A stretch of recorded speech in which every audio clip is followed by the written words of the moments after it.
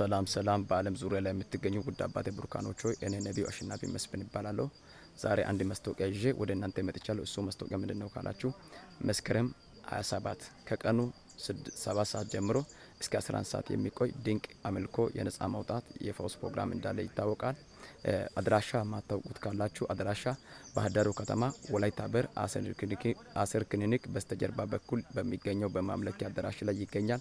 ወንጌል በኃይልና በስልጣን ይሰበካል። ጌታ በዝማሬ ይመለካል። እግዚአብሔር ድንቅና ተአምራትን ያደርጋል። የእግዚአብሔር እጅ በስልጣን ይሰራል።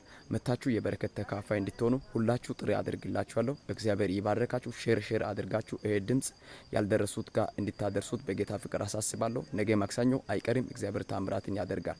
መጽሐፍ ቅዱስ ትንቢተ ኢሳይያስ ምዕራፍ 9 ላይ እንደዚህ ይላል፣ ነገር ግን ተጨንቃ ለነበረች ዳግም ጨለማ አይሆንም ይላል። በህይወታችሁ ላይ ጨለማ አይሆንም፣ ጭንቀት አይሆንም፣ በሽታ አይሆንም፣ ሀዘን አይሆንም፣ ውርደት አይሆንም፣ ክሳራ አይሆንም። እግዚአብሔር ከቤታችሁ ከህይወታችሁ ክሳራ፣ ውርደት፣ ሀዘን በኢየሱስም ይመታል። የእግዚአብሔር እጅ በኃይል ይገለጣል። በቦታው በመገኘት የበረከት ተካፋይ እንድትሆኑ ሁላችሁም ጥሪ አድርግላችኋለሁ። ኑ ከኔ ጋር እግዚአብሔር አምልኩት። ጌታ ይባረካችሁ። የተጋበዙት አገልጋዮች አሉ፣ ነቢያቶች አሉ፣ እኔም አለው። ጌታ ይባረክ።